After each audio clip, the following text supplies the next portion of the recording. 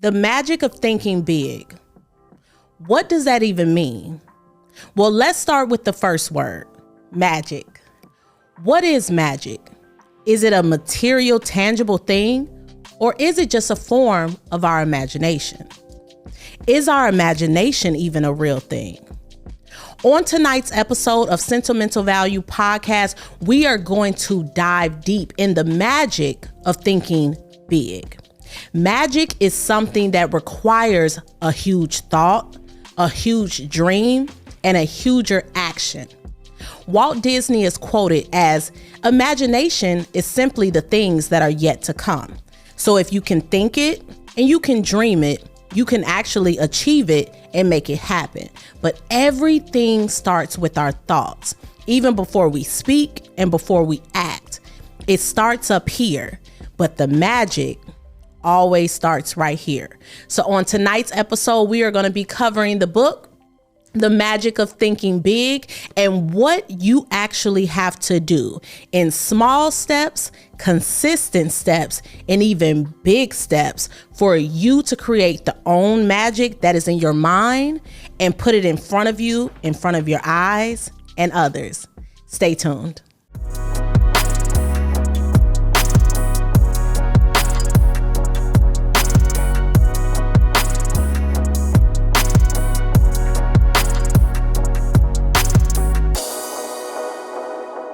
Hi guys, and welcome back to the third episode of season 2 of Sentimental Value Podcast. I am your host, sincerely Cedrinna, and on tonight's episode, we are covering The Magic of Thinking Big by David Schwartz, PhD. PhD coming soon for yours truly. But I say that to say, even the thought of me having a PhD and becoming Dr. Humphreys starts as a thought, and it requires a level of magic behind it to transcend the thought to an actual manifestation. So on tonight's episode, we're deep diving not only into this book, but more into my personal thought process of what exactly magic is and how your thoughts are indeed a tool that can be your best tool, your best asset, or a destructive weapon. When a lot of people think of magic, as adults, we get very scared, very scared. Think about when you're a child. When you see a child and you just mention the word magic, their eyes light up. It's not a negated thought. It's actually a very positive feeling. You think of salakadoola, diddy-doo-da, bippity-boppity boop. I don't know if you guys even remember exactly what that means. However, everyone knows that comes from Cinderella and the pumpkin becoming the carriage and the animals kind of singing and the birds talking and her dreams, her wildest dreams becoming true despite the people around her, her atmosphere, and even her initial self-sabotaged attitude. If she did not believe in the magic would not appear. And that's the same thought process that you need to have. You can be your own Cinderella, your own Cedrinna, your own you, but you have to put the magic behind it. And in this book, I really, really love it because it gives you the secrets of success to achieve everything that you ever wanted, so that personal prosperity, your intellectual property, it says your ideal job, satisfying relationships. But what's most important to me is your view of yourself, your feeling of self. And that comes, as we've discussed in previous episodes, your thought process, right? So the power of now, right? The power of disciplining your thoughts for now, because that's all that we really have. The magic is now.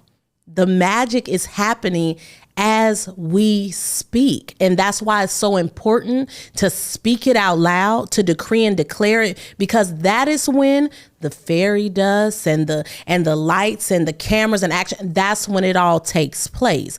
That is where and when the magic happens. So you guys know that I love to start off every episode with quotes. So we are going to start with the first quote coming directly from the author. And it says, believe big. Believe big. The size of your success is determined by the size of your belief. Think little goals and expect little achievements. Then that's exactly what you will get. I'm paraphrasing now, but I will run it back for those that want it word by word. Okay. Believe big. The size of your success is determined by the size of your belief.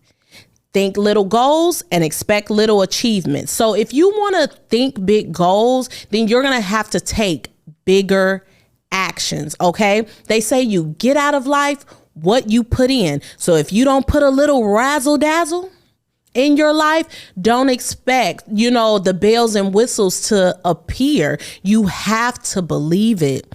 And you have to believe not in a small manner, but I'm talking about have a belief that's so big that you are going to have to make room for it. And that starts with moving people, places, and things, and even sometimes yourself.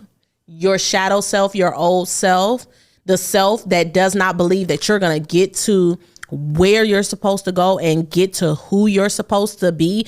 That is a small-minded thought. You need to think big, okay? The next quote is from Damon John.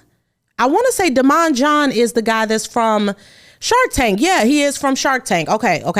So his quote is quoted as, it takes the same energy to think small as it does to think big. So why not dream bigger? Why not think bigger? If it takes the same energy, the same effort to have a big thought as it is to have a small thought, why not think big? Why not? What do you have to lose? You have nothing to lose and everything to gain. Think about it. The last quote is from my favorite. Now, I know this person, you know this person, undisputed, okay?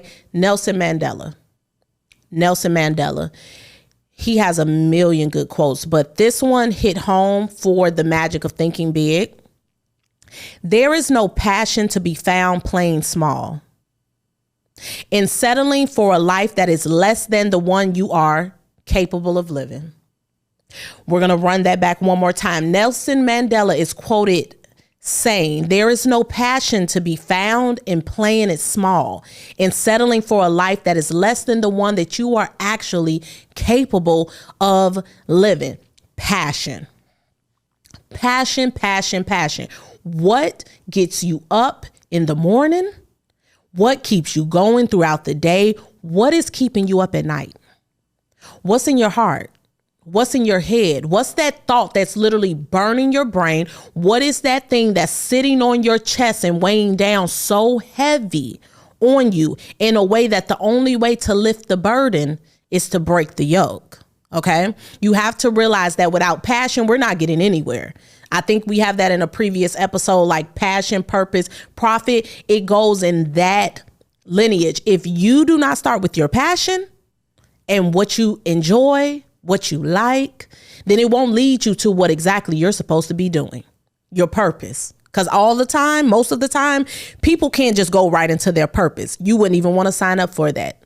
Take it from yours truly, because your purpose can be scary. Your purpose is something that is bigger than you. See, your passion is what you like. Your purpose is what other people will love you for, what they know you for. And then the profit is just, that's going to come regardless. We'll have a whole episode on money because a friend/follower recently suggested that I cover the topic of money and how to make money and how I've manifested this particular lifestyle. And the reason why I have not touched the subject of money yet is because I have to tap into your mindset.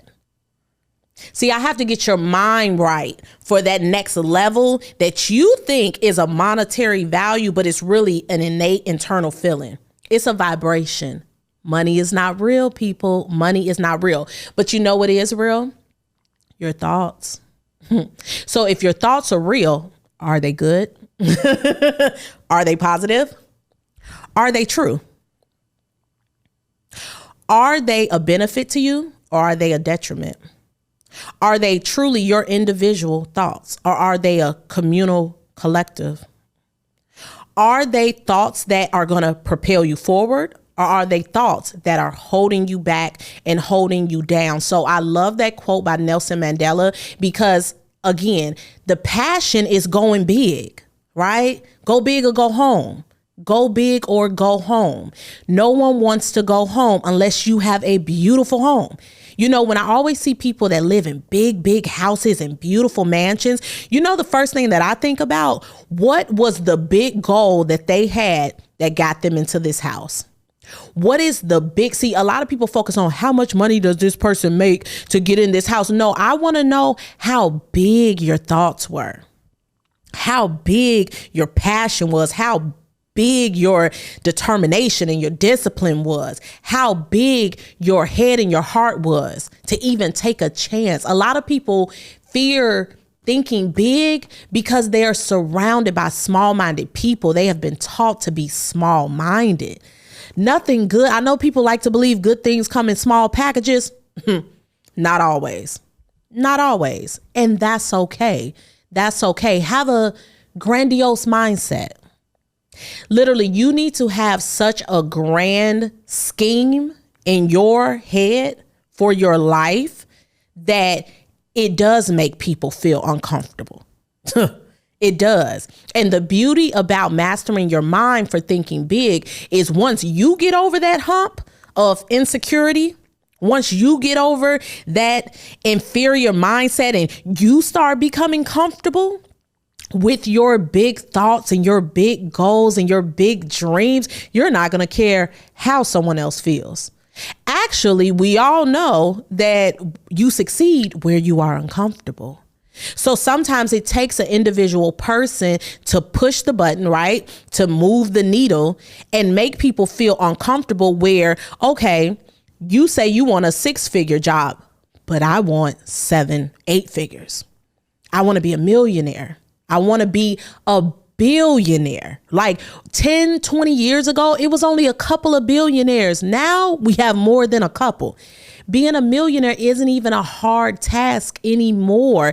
Again, think bigger, people. Going into the next part of it, I wanted to do, you know, when we cover the book, I love giving honorable mentions.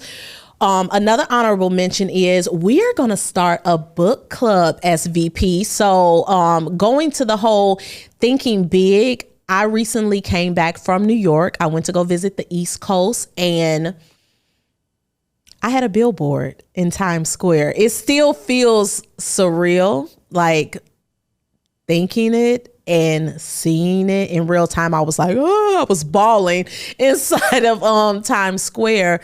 But I literally had my face on a 2-sided, like literally this book. This is one side of the billboard, and then I had the other one.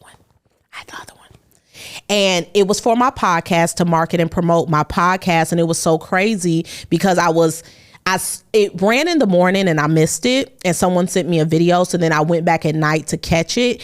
And I was concurrently doing a photo shoot with a photographer. And literally as I'm trying to catch it, he's trying to catch me. It was almost like a vibration and a wave that crossed with people that were out there just, you know, for fun, coming and going, or it was a person that was waiting on their billboard as well. And it was a particular vibration that went through the crowd where people really started clapping. like people started clapping. And it was so funny because at the beginning, it was just a thought. It was just a thought of, I want to be on a billboard.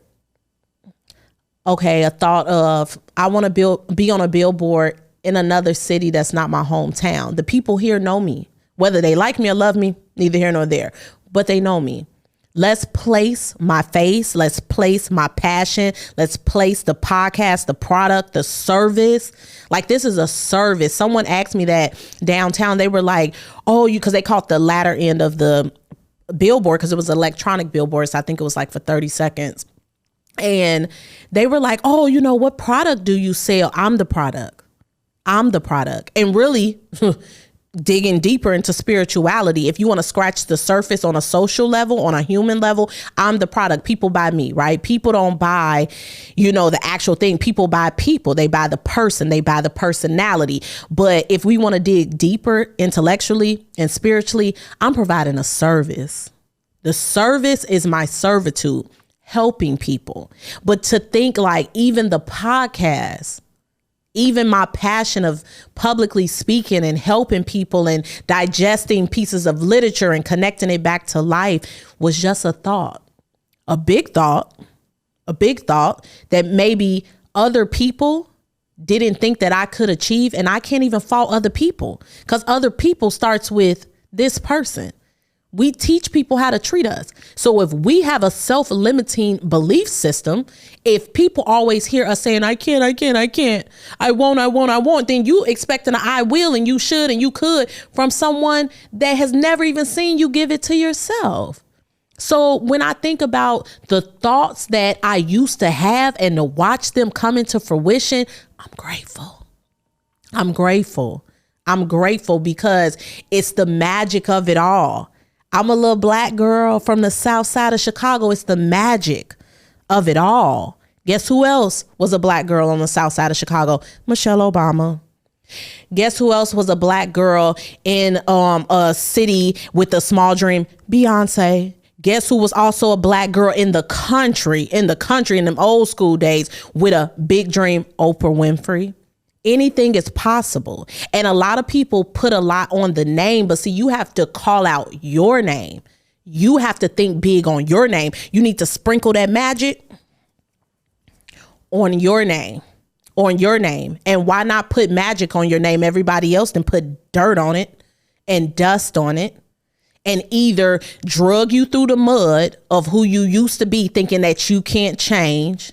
See, that's also the magic of thinking big. Anything is capable of changing. See, to think that something can't change and evolve is a very small-minded thought.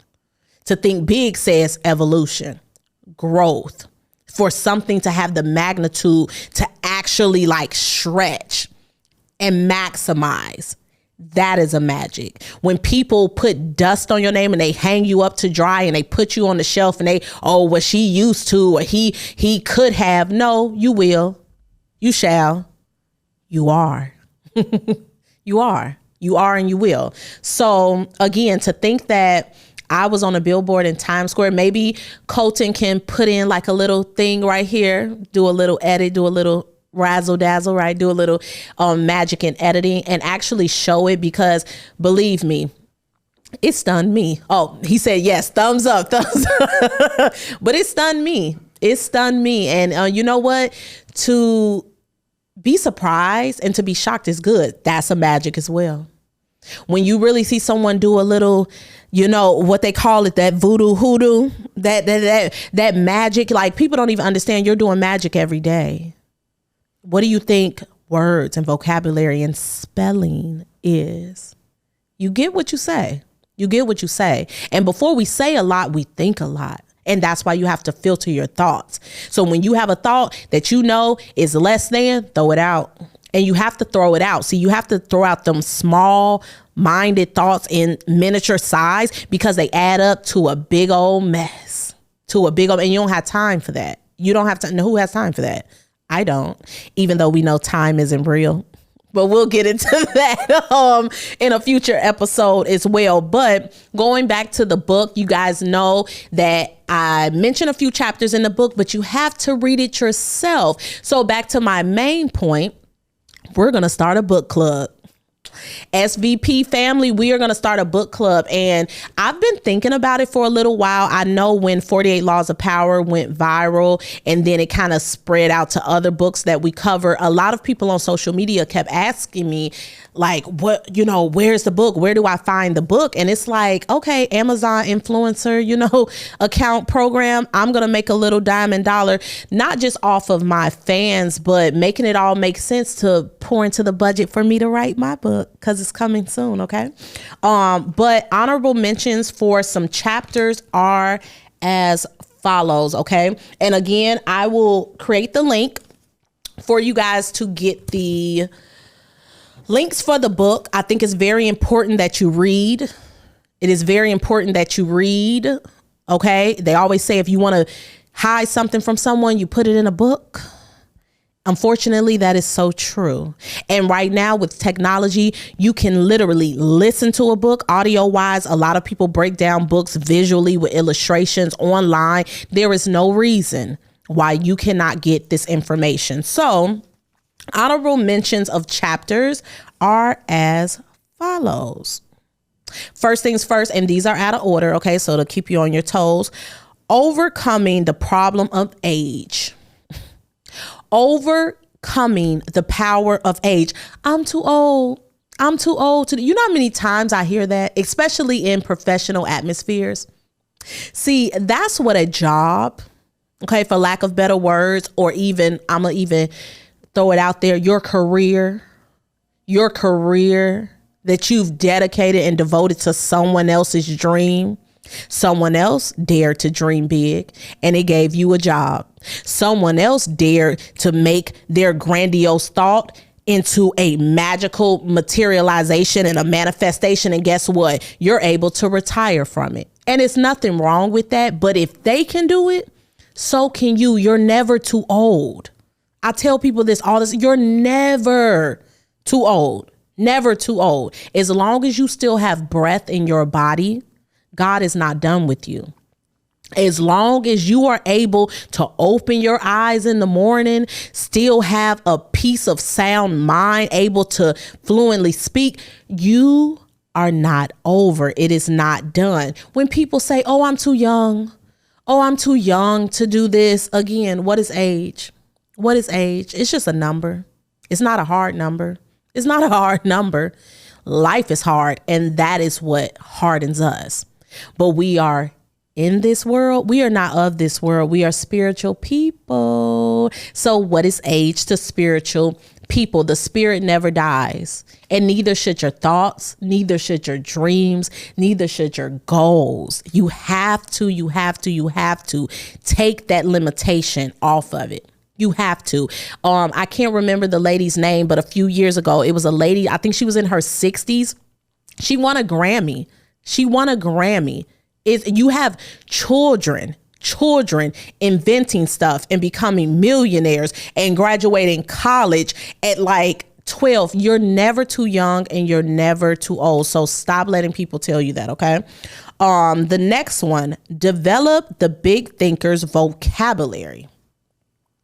I'm a big talker. I love to talk, but I also study words because words are powerful. They're magical. Your vocabulary is a clear indicator of where your mind is. It is. And let's also get comfortable being uncomfortable with people correcting us out of care with our vocabulary. So we're going to play a little game. Is it conversate or is it converse? Is it conversate or is it converse? It's converse. Now, I understand, urban slang and just comfortability and things like that. But I was raised, there's no such thing as finna. There's no such, you are going to, but finna is not a word. I even have to correct myself sometimes because, I was raised, in the Chicagoland area. So sometimes I be saying whatever, first comes to my mouth, but I have to correct myself out of care. I have to catch myself because that vocabulary sometimes keeps us out of places. We don't talk the talk.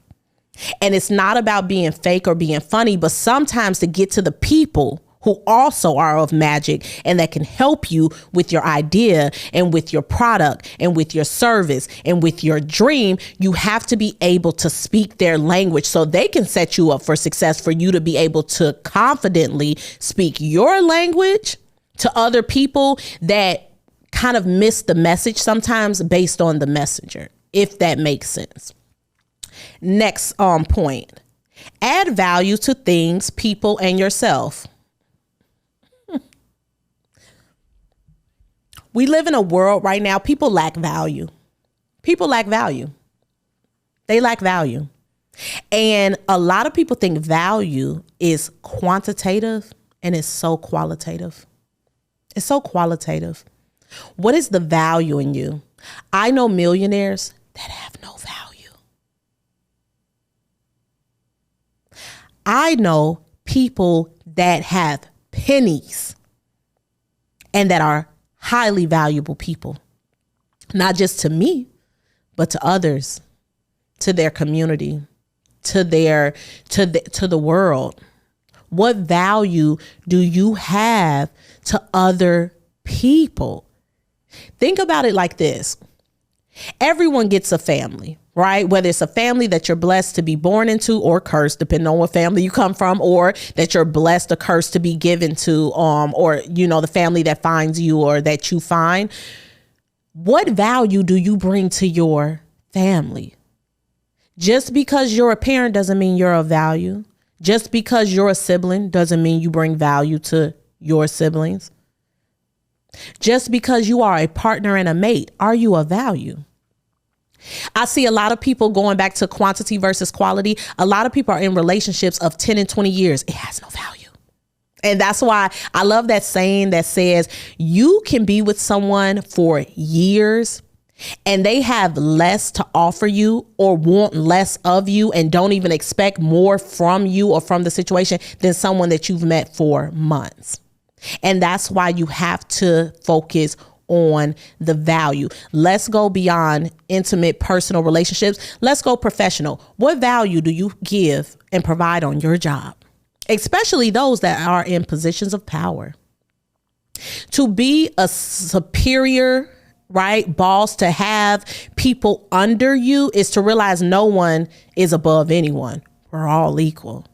And once you master that mindset in people, you will provide more value in yourself. See, you can always tell the people who have value or don't have value in themselves by the value that they place or see in other people.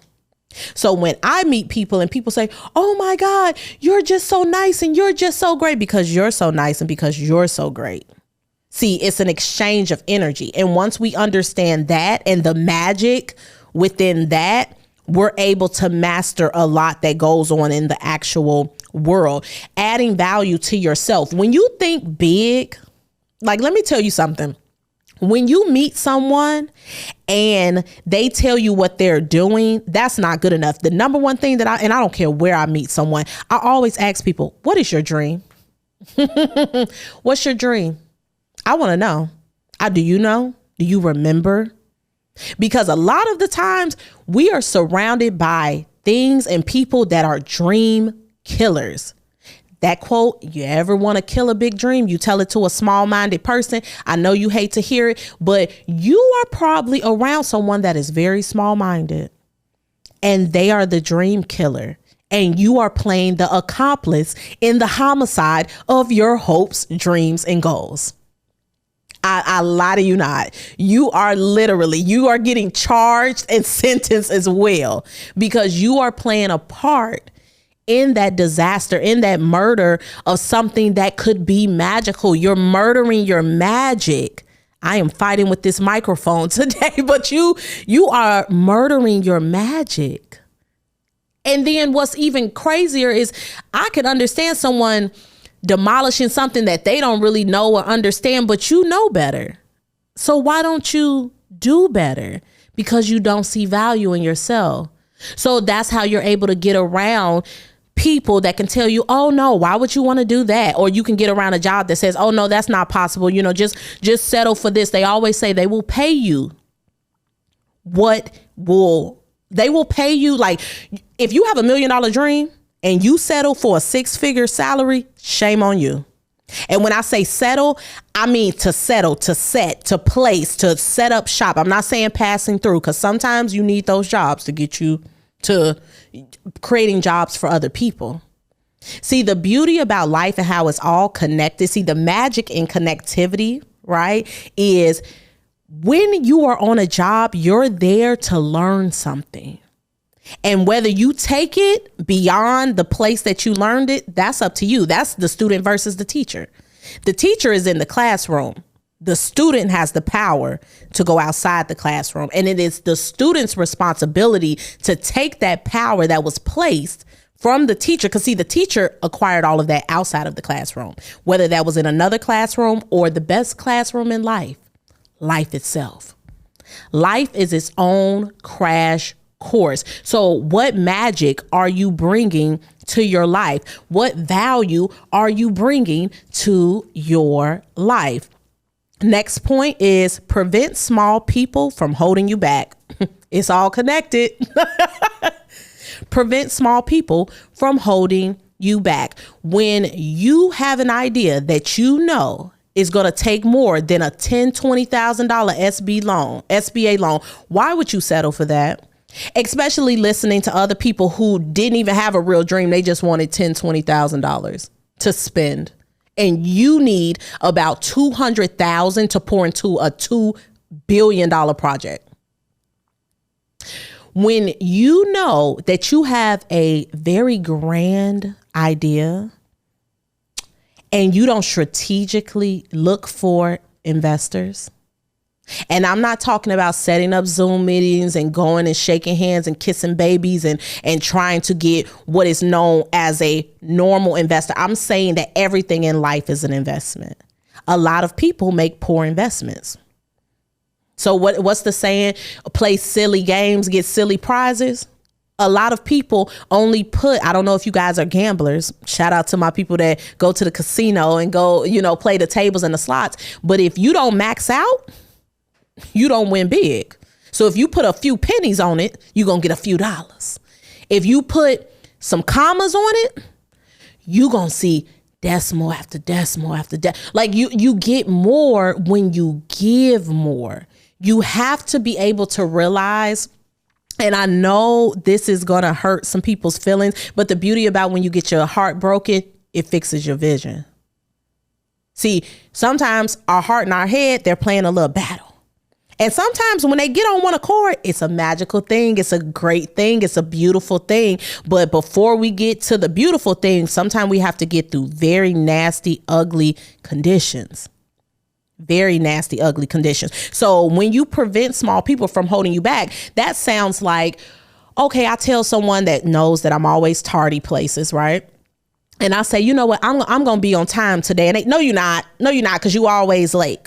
Instead of saying, right, even if they kind of feel like, oh, I don't know, they should be encouraging. See, this is someone that's invested in you.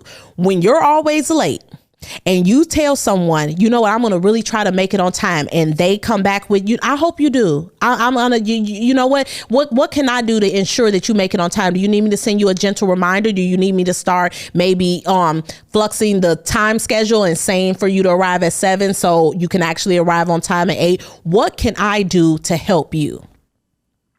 See, a lot of people don't want to help you because they can't help themselves. A lot of people are not going to give you magic when they have not figured out how to create their own. See, but a magical person like fairy dust, if I pour glitter all over this room, it's going to be everywhere. Even when I clean it up, I can guarantee you will find it somewhere. You're going to find a little glitter somewhere. And the beauty about that is the reason why you have to let it pour down and you have to like spread it out and be very generous with it is because the days that you really need it and you can't find it, it will find you. It will find you. And you need those glimpses of magic, and people will rob you. People will rob you. And again, you play accomplice. You allow them to rob you.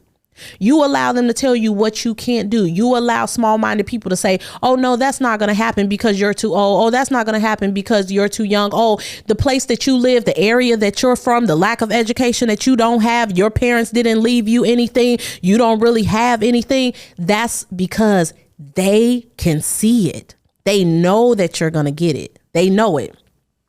They're hoping that you don't know that you're going to get it. And then you prove them right, but really you prove yourself wrong, because deep down inside, the beauty about the magic of thinking big is once you have that first big thought, it doesn't go away. It doesn't go away. All you do is put that small-minded stuff on top of it and you bury it. You bury it. But the beauty of something being buried, if you change the conditions, okay? If you change the conditions, it can sprout and it can grow. Okay. And it's going to be a lot harder as it grows bigger and better. It's going to be harder for people to tear it down. The beauty of when things get real big, small people, they get gone on their own. They go away on their own because, see, they don't know where they fit in, or they start feeling like, oh, my God, this becomes a little bit too much for me, because it challenges them to think big as well. See, you got to go big on big. You have to go big on big. You have to match the energy. You have to come with the same level of intensity. So most millionaires have other millionaire friends. Most people who are very peace and sound in their thoughts, in their discipline, they are surrounded by people that are that way too. People that are highly intelligent and talented are typically surrounded by people who are highly intelligent and talented as well. So I challenge you. Are you thinking big, or are you the small-minded person? Are you really going after what it is in life that you are owed? Because, see, people don't even understand this is spiritual, you guys. You have to take off this vessel and looking at things from the human aspect. You have to look at things when it don't make sense. When you start seeing people have goals and dreams that don't make sense, and then you start seeing that they actually come to fruition, and you're like, how did that happen? How did that happen? Belief. How did that happen? Faith. How did that happen? The power of now and the power of your thoughts. How did that happen? Determination, discipline. The same way it can happen for me, it can happen for you. The same way it happens for her, it can happen for him. But see, you have to believe it. So again, do you have the big grandiose thought, or are you the small-minded, simple person that is killing not only your dreams, but other people? Again, this is spiritual. The earth, the universe, the world, it will unfold for you. Everything that you're meant to be is planted. See, that's why you have to stay grounded and humble. You have to stay down, stay low, stay connected, because that's where you never forget and you never fail. And even when you fail, because see, to dream big, you're going to have to fail big. To keep winning, you're going to have to keep failing. But see, when people truly make it and they have that magic, Michael Jordan has a magic. So people don't talk about all of the shots that he missed. They talk about the ones that he made. Kobe Bryant, magical. People don't talk about the shots that he missed and the points that he didn't make. They talk about the ones that he did. That's what you have to realize, that it is already yours. So the magic of thinking big is to understand that you are magic within itself. You are the magic. You are the bippity boppity boop. You are, like, you're Cinderella. You're the fairy godmother. You're the pumpkin. You're the slipper. You're the slipper, but you can't see it because you think that you're the evil stepsister, the evil mom. You think you're all of these other things. And guess what? Even when you are that, you have the right and the privilege to change. That's also the magic of thinking big. Understand that it's not over. It's not over. It's never over. It's never, like, we are forever ending and beginning. It is never over, ever. It's just starting again. That's it. It's just starting again. We're just renewing something. We're rejuvenating something. And that's the beauty of restoration. The money that we adore so much, simply a tree. Simply a tree. Simply a tree. But until you value the tree, until you humble yourself and become one with nature and hug that tree and respect that tree and understand that the tree needs your oxygen and you need that carbon dioxide, you'll never touch that paper. You will never get that money, because the universe will remember how you didn't honor the money's original state. Think about it. Hi, lovies. It's Sincerely Cedrinna from Sentimental Value Podcast, and I wanted to give a huge shout out to our official sponsor of season 2, Afro Health. They are the only UK-based brand that specializes in multivitamins made specifically for melanated people. If you did not know, 76% of melanated people that live north of the equator are vitamin D deficient. What they have done over at Afro Health, if they have made a B100 multivitamin, they also have hair and skin nail complement food supplements that are absolutely amazing, okay? It's not only going to up that vitamin D deficiency, but it is super packed with 26 essential vitamins and minerals that are going to cover your nutritional day-to-day needs, okay?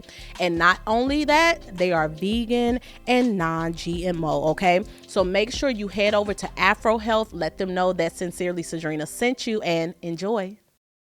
All right, guys, so we've already paid our sponsors. Let's really deep dive into some things. Let's start here. For those that are very meticulous, because you know you guys point out any and everything, this is a mirror next to me, okay? We love the good magic of a mirror, right? People need to start seeing themselves. Sincerely. Start truly seeing yourself. Look at yourself. Like, while we're talking about the magic of thoughts and actions, let's start here. A lot of people are scared of their own reflection. Literally and figuratively, a lot of people are so afraid of their reflection. Why? Because you don't like what you see. But what you see is a sum of what you thought and what you did. And the beauty about life, it is forever changing. So change it.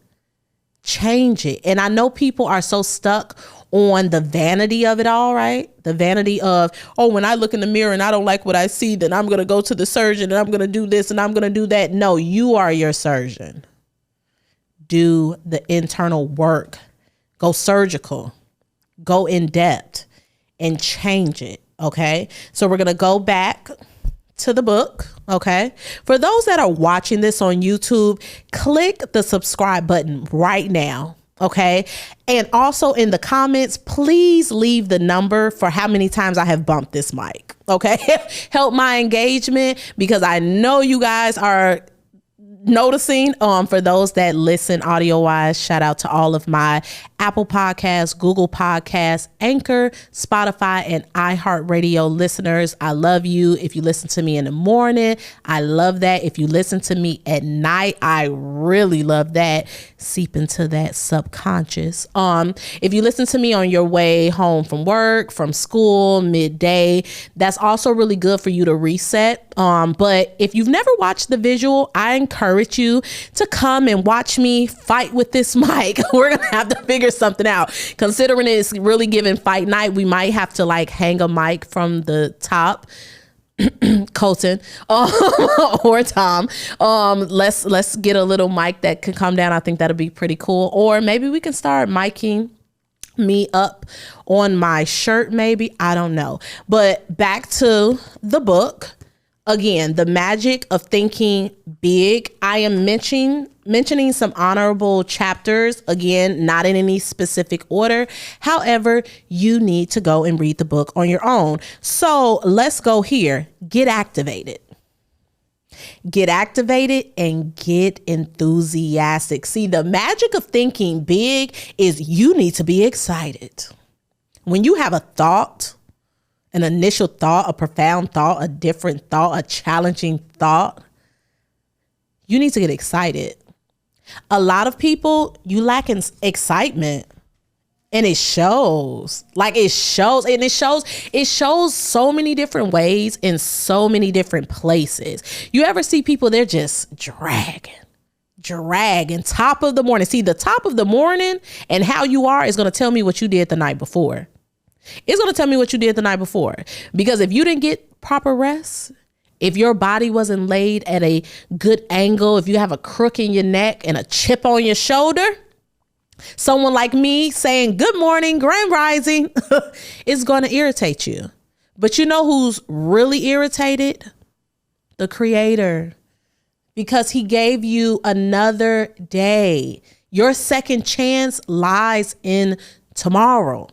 When you wake up that next day, you have another day to get it right, to get better, to do more, to get more. So why not be excited about that? Why not be enthusiastic about that?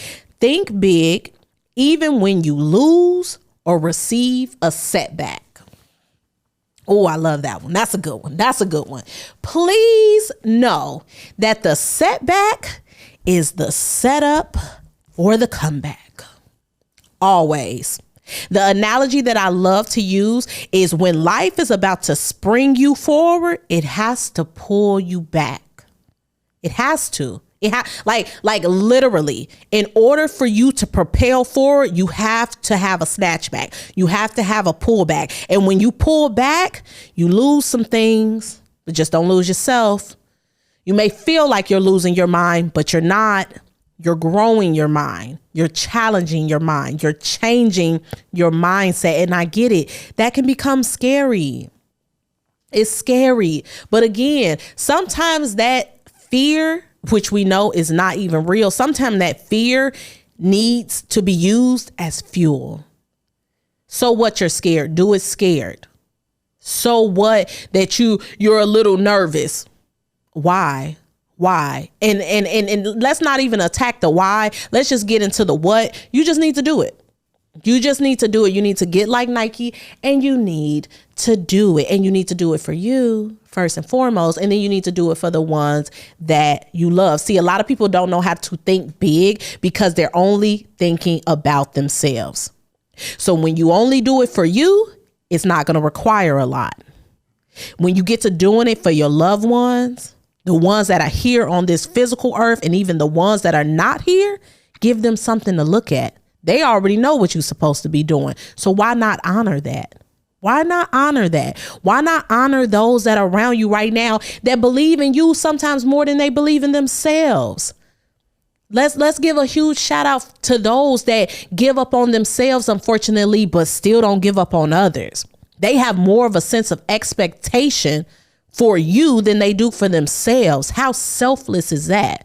If that doesn't inspire you to go hard, and not because they want you to do it, but you need to show them that they need to do it as well, it's all connected. You need to remember that, and not only remember it, but you really need to understand that those failures, those heartbreaks, oh my God. When people say they want something, that's why they always say, be careful what you pray for and what you ask for, because it will come to you. When people say, oh, I want my dream to come through, guess what has to shake out? All of the miscellaneous stuff. And because we as humans like to think we know it all, we know it all, and we don't know anything. And the beauty of not knowing anything, it leaves opportunity for everything. For everything. If we knew it all, we wouldn't even do much. See, we do a lot because we don't know what's yet to come, and we don't want to leave the pocket of life open. So we take a stab at it and we take a try. And who cares if it works? Who cares if we lose a few times? That's what makes the win even better. To be corny, to be so corny, shout out to my visual watchers, a L and a L is a win. It's a win. It's a win. And guess what? To lose one time and to give up, you can never get to the win unless you put another one on top of it. You ever seen the illustrations that show various things kind of connected, and it asks you how many? So if I have an L and an L and an L and an L and an L and an L and an L, and then I start piecing them together, putting them together, then I have a win here. I have a win here. I have a win. It starts to get very complex, but that's what life is anyways. So why not be creative with the complexity? See, to think big is to truly be a creative. The book even mentions that intelligence versus creativity. I know a lot of smart people, but the dumbest decision that they ever make is not challenging their intelligence. See, creativity will challenge you. Creativity will say, well, yeah, it could be like this, but could it also be like this? Should it be like this? Would it be like this? Can it be like that? It can, and it will, but you have to tap into your creativity. They always say the person that wins is not the smartest person. It's not the smartest person. Even what we think is smart in the human realm is so spiritually dumb. And a lot of things that are highly intellectual in the spiritual look so dumb in the physical. Everything's backwards, right? In life. That's what it's all about. Let's also go here. Again, we're just going out of order. Put the be human approach to work for you. A lot of us don't know how to be human. We want to be everything else but human. We want to be an animal. We want to be an object. We want to be AI. Like we don't want to be you're a human. You have thoughts, you have feelings, you have emotions, you have a mouth and a tongue that allows you to communicate. You can write, you can compose, you can create. Why not take like a stake in that? Like, why not really put a real like pen in that and go full throttle? You are human. Let's be human. When we say, hi, how are you? We don't care. We don't care. And it shows by even how we ask. It's not what you say, it's how you say it. Hi, how are you? You're walking off or turning your back quicker than someone can respond. Someone asks you and greets you and says, hi, how are you? Oh, I'm okay. You're not okay. You're not okay. And I know you're not okay. That's why I asked you, are you okay? You're not okay. You're not okay. And that's okay. And when you start to realize that, that's how you're going to fight and get to being okay. Let me tell you something. Most people are not going to put on you more than even what they can bear. So when I am notorious for asking people, do you have any questions, comments, concerns, or emotional outbursts? Even though it tickles people and they kiki about it, I'm so serious because we are human. And guess what? I would rather seek the emotional outburst and be properly prepared for it than it to pour out on me when I'm in the state of having an emotional outburst. That's the human approach. Understanding that life happens.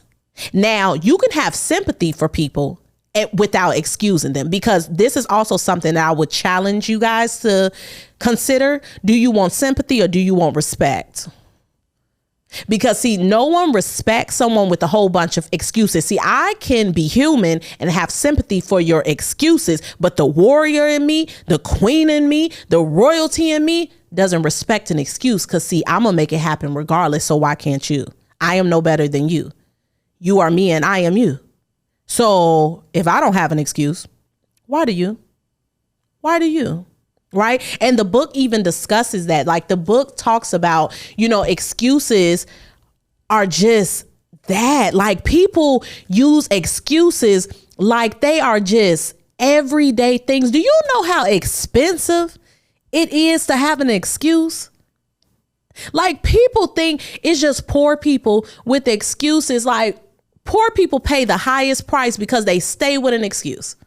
They stay with an excuse. And it's so inexcusable because it's only so many excuses that you can use. And then what we understand about being human in life, everything has an excuse. Everything has a cop out. Everything has an alternative and an easier route. But do you really want it? Because if you really want it, again, there's no shortcuts. There's no shortcuts. Think progress, believe in progress, and push for progress. I tell people all the time, I shoot for progress, not for perfection. Perfection will leave you sad, mad, depressed, and stressed. Sad, mad, depressed, and stressed is what perfection will leave you, whether you reach it or you don't. Because the sad thing about life, because it is forever continual and changing and evolving, you can be perfect today. That don't guarantee that you're going to be perfect tomorrow. Because again, it changes. But progression. See, you have to be very magical in your thinking to think, I will progress. I will push forward. I will stack it up brick by brick. See, the architect saw the bigger picture, right? But to be the worker, you can't be you can't be both. You can't be both. You have to just see each brick at a time. And once you focus on that, you'll be able to have a way more sturdier house than someone that just kept going back to the manual and just trying to think of the bigger picture. And, I want the brick house to look like this, but you didn't pay attention to the particular things. And the particular things lie within the progress. See, the perfection of it all is going to focus on the bigger picture. We don't have time for the bigger picture. We need you to individualize your thoughts to be big. So then the actuality will surprise you, right? That's the magic. then it will surprise you and say, oh my God, I kind of forgot what I was even building. I just got so engulfed with building. I got so engulfed with progressing and watching 1 brick on Monday, 3 bricks by Wednesday, 10 bricks by Friday. I don't even know how I did it because I was just so zoned in, right? The last and certainly not least, avoid the 5 success murdering weapons. Going back to that homicide analogy. Is it first degree or is it second? Is it manslaughter? Like, if we have any lawyers or anyone in criminal justice, can you clarify those in the comments, please? You are murdering your success by thinking small. You are murdering your success by taking the magic out of what life can give you. Let's list them, starting with 1. Self-depreciation. I can't, I won't be able to. How am I supposed to do this? Oh, they couldn't do it, so I'm not going to be able to do it. Oh, you know, my family ain't never owned a piece of property, so how am I going to be able to do it? I've never had financial freedom. I've always worked dead end jobs. How am I going to do it? I've never been able to date someone that can actually pour into my dreams. I've never been a friend to someone that can actually set them up for success. So how am I going to be able to find a friend that can do that for me? It is very self-depreciating. So again, are you an asset to yourself, or are you robbing yourself of your value with what you think about yourself, with what you say about yourself? I am so tired, and I mean this sincerely. I am so tired of hearing people talk bad about themselves. I am so tired of that. It's not funny. It's, oh, I'm just joking. I'm not. And neither is life. It hears you. It hears you. So oh, I'm so dumb. Oh, I'm so stupid. Or I'm never going to be able to get it. Okay. See, you know, people always say, watch how other people treat other people. That'll show you how they treat them. No, I watch how you treat you. I watch what you say to you. I watch what you think about you, because self-preservation is a real, natural, animalistic thing. Okay. The animal in us. Okay. Let's go beyond human. The animal in us says that when it gets down to the nitty gritty, nature will take its course. Survival of the fittest. You gonna figure out a way for you to live and not die. And you shall live and you will not die. But if you speak death and darkness upon yourself, how are you ever supposed to live? How are you ever supposed to live? And I'm talking about live life unapologetically, abundantly. How are you going to live and you depreciate you? You don't see value and assets in you. Think about that. Think about that. Second success murdering weapon is security-itis. Security-itis. You seek security everywhere. Life isn't secure. Enjoy the ride. Enjoy the ride. You don't take a big risk, you don't get a big reward. See, a lot of you guys are married to security. You can't even marry for the security because you can't trust anyone to get married because you too secure in, well, I got me and I don't know, why would I add somebody else to this? You add it because it's fun in numbers. More should be gathered. If it's really something of good, it should be shared. Why be stingy? Why be stingy? Like, stop focusing on financial security. Oh, I need to go and get this check and live paycheck to paycheck because I'm so scared to miss a paycheck on my own regard, where I will never reach my full financial freedom. So guess what the universe does? It snatches the job from you. See, that's what I love about God. See, the beauty of free will, he gonna let us do whatever we want to do. He gonna let us do whatever we want to do. And it's sick to see what we would rather do and what we would rather have versus what he wants for us and what we deserve. For those that really know their Bible, Satan can't do anything that God don't allow him to do. Balancing of power. Sometimes they work together. Sometimes they work together. Because guess what? What you think is the enemy, you give too much power to the devil. Oh, it ain't nothing but the devil. It ain't nothing. No, that was God showing up. God took your job from you. God took that relationship from you. God ended that friendship. God got you up out of that house. God removed that car. God did that. But because you are so secure in thinking small and being small and living small and acting small, when a big thing happened, you take it as a burden instead of a blessing. Shame on you. Shame on you. I'm not playing with y'all for season 2. I'm not playing with y'all because y'all need to hear this. See, when I get on here and again, I'm naturally nice, but I can get nasty too. And I can get nasty where it counts, because a lot of people in life right now, they're hurting. They're hurting and they don't know how to stop it. They don't know when to stop it. They don't know where to stop it. At Sentimental Value, it's going to start. And again, nothing ever starts. It's going to begin. Your new beginning, your new future. The third success murdering weapon, competition. Competition. I love the quote, you can't compete where you don't compare. A lot of people are competitive against people that don't even know who you are, and they don't care. They don't care. And instead of you actually addressing the problem, I'm a firm believer that what turns people green eventually is something that initially inspired them.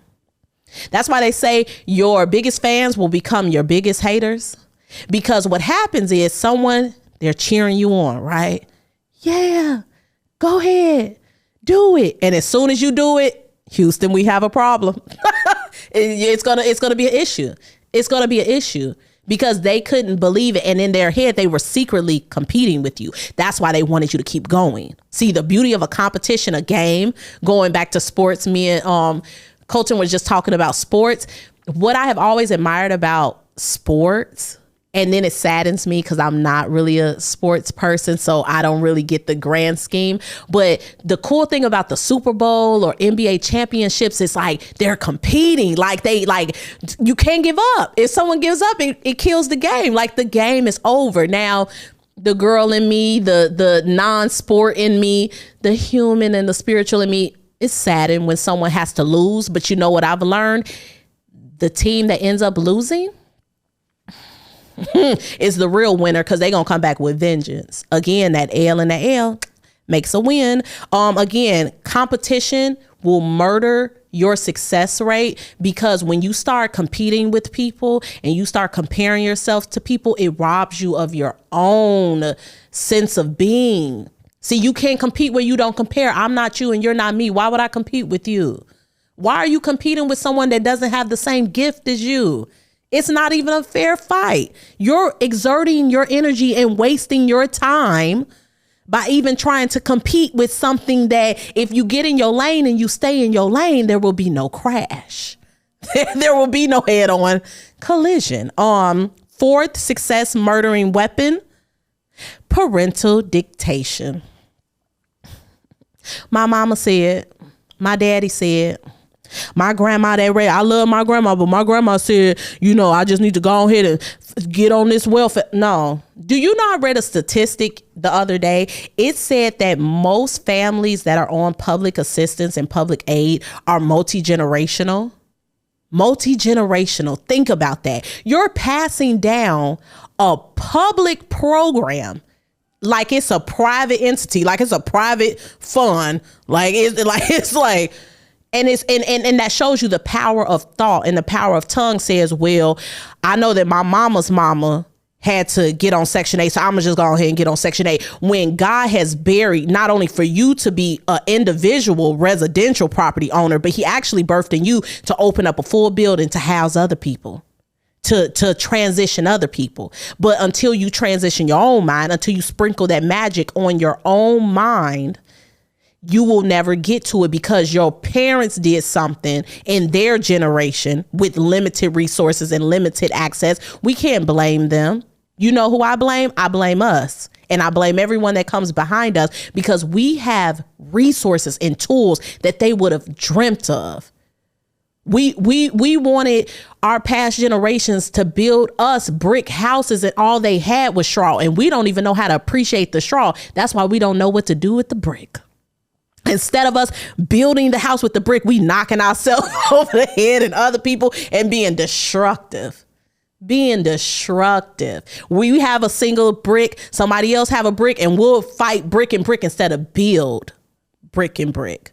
Because that's all we have ever even seen. All we saw was our mom and dad fight. So then we don't really believe the magic of believing in love, because we've never seen it. And we felt like, well, if, the person that raised me couldn't get it, who am I? Sometimes things are locked in your lineage.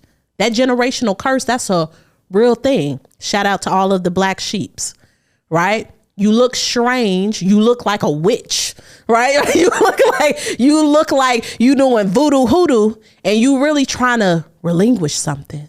You trying to break the yoke and lift the burden, right? But it looks strange to someone that is used to operating in the status quo. And that doesn't mean we can't honor the family that we come from, despite things that may or may not have been right. But we have to prioritize what right looks like. And we have to also prioritize being right within ourselves. And we are responsible for who comes behind us. We can't change the people that came before us. And we also need to start humbling ourselves to pay attention to the people that came before us, whether we agree with them or not. But that's a whole nother episode. The last and final success murdering weapon is, and guess what it is? And it ties into the parental dictation, family responsibilities.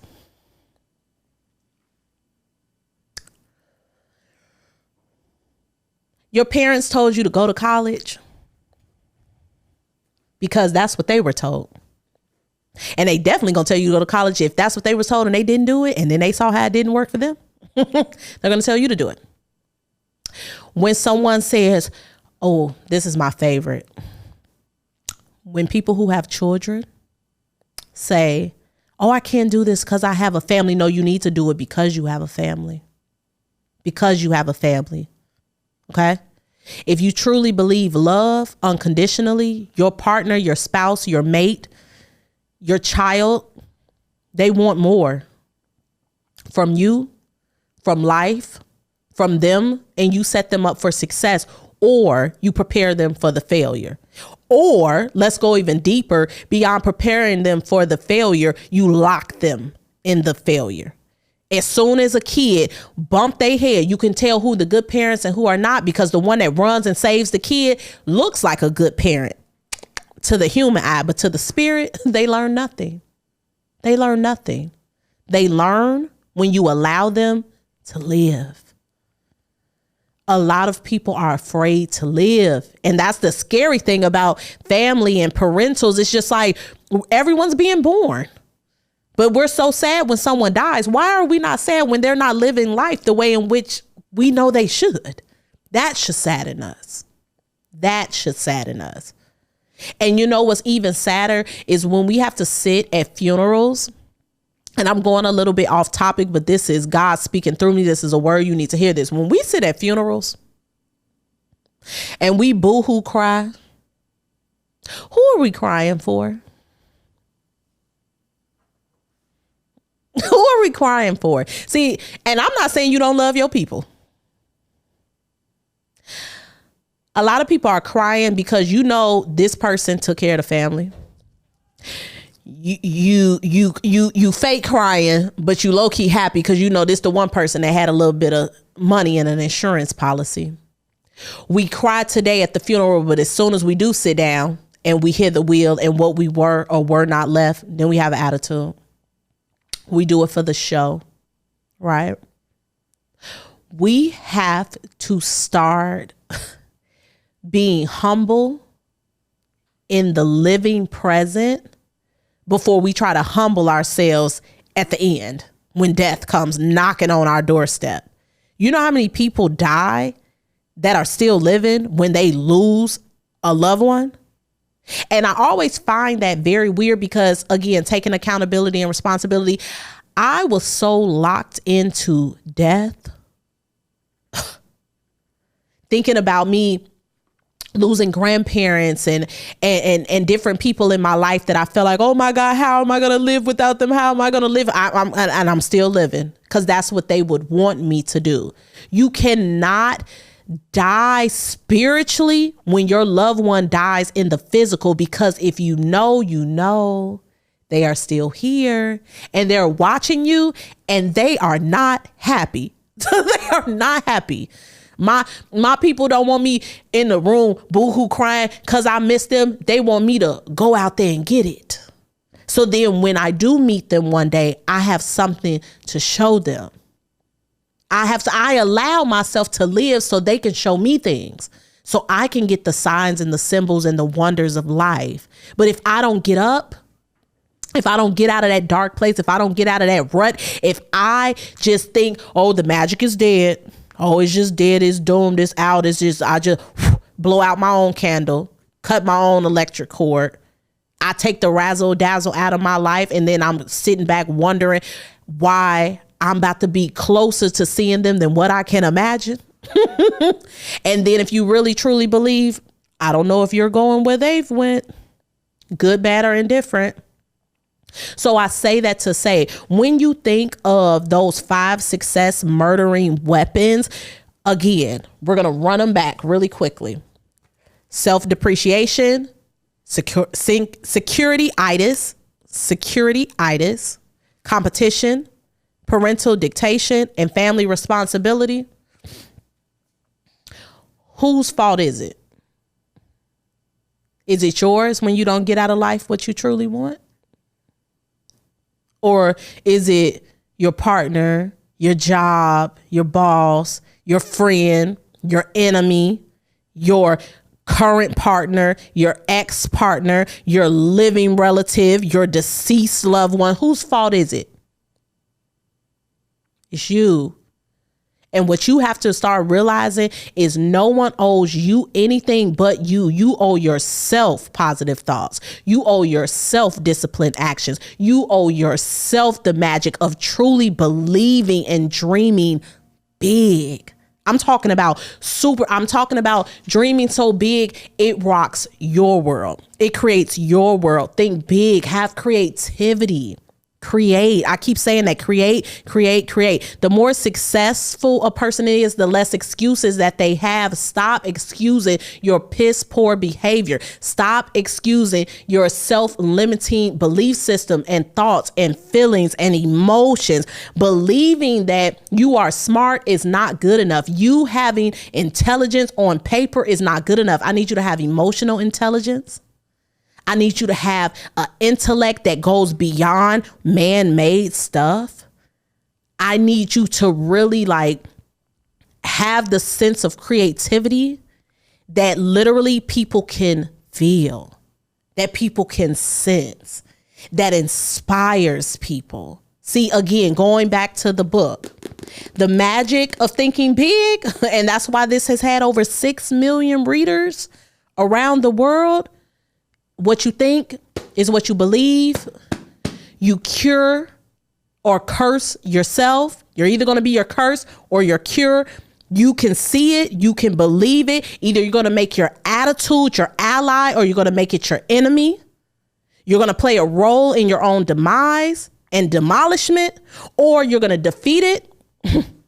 You're going to defeat it. You're going to conquer it, and you're going to have it. So what do you truly want? Again, I appreciate you guys for tuning in to Sentimental Value Podcast.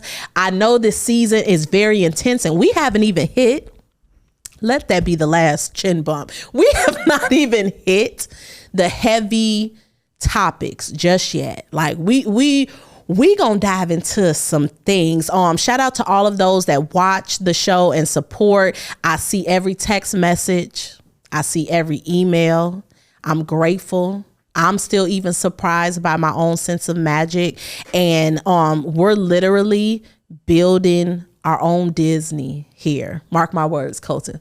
We're building a Disney. Okay. Now, with that being said, please share this podcast. When you have a good thing, you don't hold on to it, you share it. you share it. So be sure to share the podcast, send the links, follow me on Instagram and TikTok. If you have suggestions for various topics, please send them to me. And again, I thank you. I thank you so much. I love you guys so much. Please stay encouraged. Again, the magic of thinking big. Stay encouraged.